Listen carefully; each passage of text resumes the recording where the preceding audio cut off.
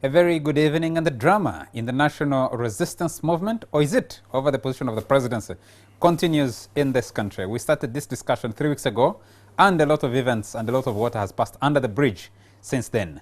Yesterday, we witnessed a grand welcome for President Yoweri Museveni, who made an announcement that he was firing his prime minister and erstwhile number 2 in the NRM structure, Secretary-General Amama Mbabazi, as prime minister. On Thursday the 18th, the president traveled to the United States of America. We were told on a private visit. He made a return yesterday and he was received to a grand reception. Meanwhile, a day earlier, soldiers commanded by the chief, the commander of the land forces conducted a withdrawal of troops attached to Amama Mbabazi, or soldiers who were guarding him, apparently to replace them with VVIP police. Tonight, to discuss the growing controversy and drama within the ruling party, we have, let me start with Onapito Ekomoloit. On another forum where we appear together, he's introduced as spokesperson for State House, but he worked at State House before. Now he's Corporate Affairs Director of Nairobi SAB Mila. Very nice to have you. Good evening, viewers. Veteran journalist, we always say. So thank you. We have Dennis Twahika. Mr. Dennis Twahika is an NRM party mobilizer from Bushenyi. You're most welcome. Good evening, viewers. We also have the Minister in charge of mobilization, effective Secretary-General of the party, but people say he's effective Deputy Secretary-General of the party, though appointed, Richard Todwong. Richard, very nice to have you. Thank you. Good evening, viewers, and thank you for hosting me with my friends here this evening. And my colleague Chris Obore. Chris, always a pleasure to have you. Yeah, I'm going to start mobilizing for Napito. We want him to be our only leader from Tesi. The Minister for Mobilization is here, so you need to talk to him. No, this is now... You get Chris' statement that we want to start mobilizing for Napito. To be their own from Teso. Yeah. Teso is not a country within a country. A tribal leader. The one we send here to negotiate with you. What is wrong with that one, Pedro? We shall wait for He's capable, veteran journalist, tested. He has been near corridors of power, and sober. Those descriptions fit. Those descriptions fit somebody who has just fallen. And he's related to Imoni. I want to start with the Be Minister. careful. You put up a grand fete yesterday to welcome the president, and people have been asking, the president always travels. The last time a major welcome was organized for him, he had apparently been awarded a PhD. So maybe there was some reason to organize a grand reception for him. But were you welcoming him because he fired Amama Mbabazi, as some people have said? The way you welcomed him? No, Chris, first of all, thank you for that question that I think will set us the pace of this discussion. I need to start by thanking everybody who turned up yesterday to receive our chairman of the party and the president of the Republic of Uganda from his trip. You earlier on said he went on a private visit. No, the president went on a very official trip to the United States. He addressed so many meetings, and he also witnessed the installation of our own foreign minister as the president of the 69th session of the UN General Assembly. Within that same week, we also witnessed and read in the media that 2 of our generals were recognized and by one of the most top war military academy in the US. This were General Katumba Wamala, who is the CDF, and General Aronda. So all these were really good achievements that were worth celebrating. So yes, I need to thank our members of the party, supporters of the party, well-wishers, everybody that mobilized and turned up to Entebbe yesterday to receive our president the way we did, and really I'm so grateful. When generals are recognized, you welcome the generals, you celebrate the generals. There was nothing. No, the president is the commander-in-chief. Are you aware of that? Honorable Todwong, there was nothing yesterday. There was nothing yesterday mentioning that recognition in the fete. Not even in the president's speech. There was nothing yesterday about Sam Kutesa and his ascendance to the UN General Assembly. Actually, that reception was given to Kutesa when he was in Masaka the other time. People celebrated that. So, how do you explain the coincidence? No, I was the chairman of organizing committee of everything that took place yesterday. And I'm telling you what took place. And even when we did the media briefing a day before, in the press statement we issued out, those were our reasons that came out in the press statement. How much So did it cost the Ugandan even if you, taxpayer? no. By the way, I need to make this also at the beginning very clear that we did not spend any money from anywhere. Members of the party voluntarily went to Entebbe on their own. Members of the party went there and fed themselves. They mobilized themselves. Nobody spent a penny from any organization or from anybody. But each person picked from his pocket. I want to quote for you from the statement attributed to the president by none other than one of his media people, Sarah Kajingo, shared yesterday. He said, the NRM will not be divided. He said, we will not accept the party to be divided. The elections are in 2016, and we shall see when we get there. And then he quoted a Runyankore proverb. He said, in Runyankore we have a saying, those who hang themselves are not mourned.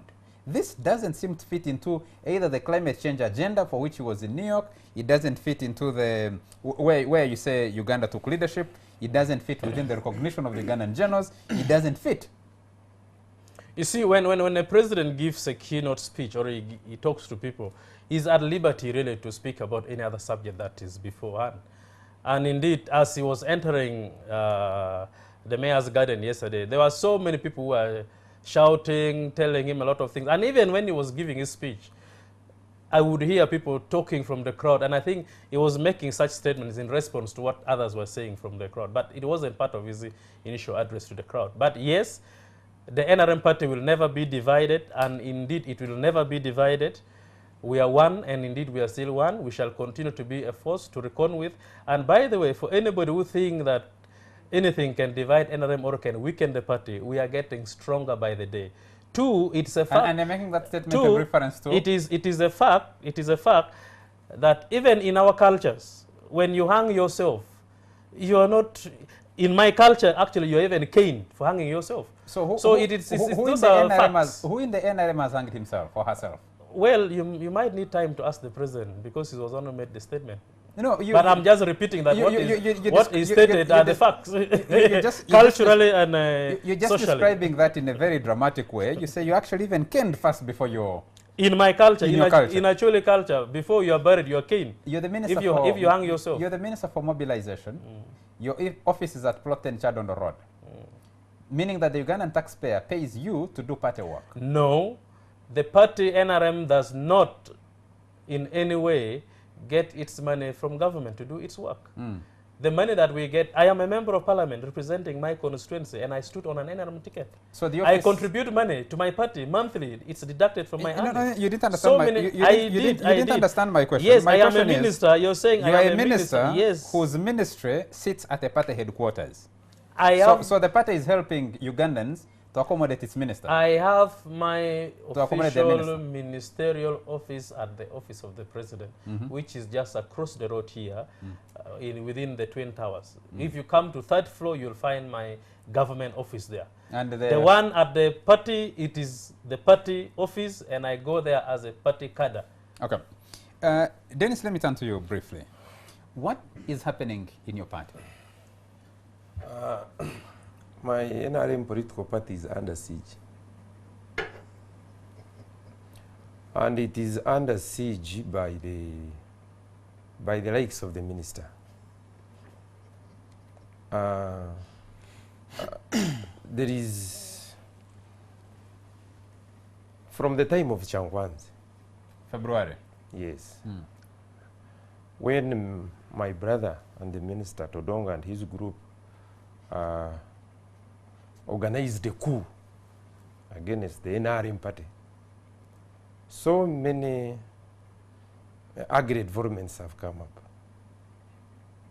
I know, of course, it has a history, because after Nambor in 2005, when we elected, 2010, when we elected our NRM leaders, among those was the Deputy Secretary-General and the Secretary-General. Of course, the president, the party chairman, was unopposed. there is no one who contested with him, and the vice chairperson. But I remember vigorously campaigning for Honorable Amama Mbabazi as the Secretary-General, and vigorously campaigning for Doros Sehiwa, Madam. Which in my view, after that, a conspiracy could have been hatched to kill the national leadership of the party. I will not actually diverge into the intentions beyond what I can analyze as an NRM member, but what I know, because I don't see the Deputy Secretary General. Where is the Deputy Secretary General? I don't know. The one whom we elected. The one who is supposed to be seated at Chadondo. When you go there, you find there Todongo, and you ask, you man, what are you doing here? I need to. I remember in Nambori. I need to help my brother. I was the campaign manager also because my brother Todongo had stood for chairmanship Northern Uganda. I remember he campaigned for him. Yes. I was even the agent on the box of Bushenyi, and he actually won with 80% from Bushenyi because he's our brother. He's the son of Bushenyi. So you don't. I'm actually arguing.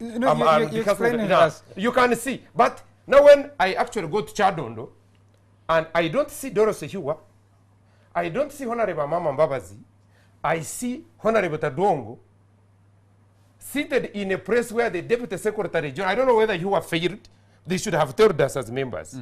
Hiwa, she was elected by the masses of members, but appointed by the pen, without actually considering the interests of those who elected her. Then you will actually find out that the problem now maybe is, and of course, the Secretary General, there was a resolution in NEC which actually required that when someone is elected as Secretary General, he shouldn't be given demanding tasks in cabinet. And the president was part of that, of NEC. He knew. But the motive in which the Secretary General was appointed the Prime Minister, and later a program, a grand plan, a grand conspiracy was actually hatched to remove him from the Secretary Generalship. Sometimes, as members, it puzzles the minds of the members. Okay. If that was actually the case, why was he appointed the Prime Minister? And then, if now he has been removed from being relieved of his of his, why can't he take charge of Chadondo? You should tell us. You are Then his campaign agent. why should a minister who was not elected to perform that duty, a minister elected by the executive, of course, as a cadre, is free to visit Chadondo. But why should you take over? But is this about Todwong and Amama Mbabazi? No, it is It's not. about the party. It is You know, not. I need Honorable Honorable Todongo is innocent. He is just implementing a coup. Who's cool? We shall go into the details. Let me help my brother here. You know? Let me bring Honor into this discussion. Honor, you've been traveling and we've been missing you here. I'm happy that I came back and the airport was still open amidst a coup.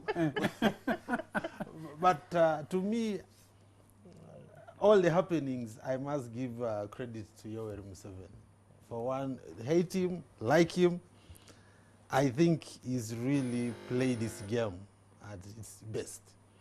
Because he's one person who has proved that, and he understands the dynamics of the NRM, that this was a revolutionary movement as described.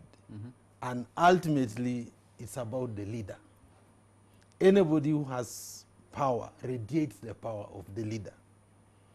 And in fact, I'm so surprised that people thought Honorable Amama Mbabazi would not fall from his position. Yet, I even remember when the NRM came to power, he was merely the Director of External Intelligence. He was not even a Vice President. So where was his inherent power that could not allow him to have been among the top people in the formation of the government? So I see this as a culmination of the president's ability to control and to manage So you're not the surprised? party. I'm not surprised. Mm. And I actually sympathize with the bitter members of the NRM who unfortunately have always misunderstood the power of individuals within the NRM. Peter, you served the president, but you also stood on the party ticket. Well, the party hadn't been created then when you represented Amuria in parliament. Yeah. Do you think NRM exists as a political party, given the developments that are happening? Because we're having a chat with Dennis before we came in. I don't think NRM exists as a conventional political party that is based on debate and structures. I think it has always existed based on the strength and charisma of a leader, and everyone else rallies around the leader. So and that's why President Museveni could actually afford to relieve Amama Mbabazi, leave the country, and have Amama Mbabazi disarmed and is out of the country. That shows you that... So what's the end game in this? How do you say look, the end game? For me, the end game, there's nothing dramatic that is going to happen in my view. I have seen this happen before, and I think for Amama Mbabazi, he really has to cut his losses. You know? Chris, hold on. Just hold a moment. I'll come to you. Let me bring Chris into the discussion, and then you'll have time to respond. Chris, we've been watching all this drama, and we're struggling to get away from this story and move on to something else, but it keeps renewing itself. Ona raises something interesting. Fire the prime minister, who is believed to be very powerful, fly out of the country, leave other people in charge. You don't actually know who is completely in charge, but government is functioning. He gets disarmed, they withdraw. I saw someone carrying the flag. He had a flag at his home, and UPDF soldiers. And some people were asking, Samson Kiseka was prime minister. He was relieved of that responsibility. There was no drama about withdrawing who guarded him at that time. Cosmas Adiebo was prime minister. He left and there was no drama. Apollo Robin in Sebambi was longest serving prime minister, I think 12 years as prime minister. He left, nothing. And then you have, after Apollo Sebambi, you have Amama Mbabazi, who served the shortest period of time, but you have to send the chief of the land forces, Leopold Chanda, to disarm him and to remove the soldiers who were there to change guard. And people say the military, armed forces work on command. You know whom you have deployed to guard Todwong. So you said to report back to station, we are sending someone else. What is this drama all about? This is about the state. There's no drama there. That's how the state manifests its power. In the internet, the state has got instruments, legitimate instruments of force. That one, you cannot debate about it. And I witnessed that the handover of guards and what was happening there, purposely to be part of history. You know, sometimes books are written with a lot of salt added to them. But this one, I didn't want 20 years down the road to someone telling me how they do guards in Amama's house from hearsay. I was there at the gate. We were sent out by the madam. So I saw what happened. I saw the guns. So the soldiers had a dormitory. They picked them out. But honestly speaking, the point is, we have all heard, Charles, severally, that when this people came in 1986, Mbabazi was a convict. So the question I was asking us, how did he transform from a convict to a power everybody calls a power now? Outside of those who were not convicts, you know that. Some say he was sentenced to death. For whatever reason, I don't know. I wasn't in the bush. So you begin to see, sometimes when we begin assigning power to people, we need to understand the dynamics very well. My concern this evening is not even talk about, we've talked about Mbabazi, but to avoid being taken for a ride, that, you know, this is going to be bloody, like I think Asimere said. Me now is to begin to examining both sides. I can clearly see the NRM house is divided. The cadre is faulting the minister for sitting in Chadondo Road. The minister says legitimately there. So the house is in trouble. What about the people, the neutrals who are observing this? What is it for the ordinary Ugandan about this fallout, if it at all exists? And I want to say, we shouldn't be taken for a ride that today either Museveni is bad, today Mbabazi is bad. Let's examine these people on their own merit. And I've been asking these questions.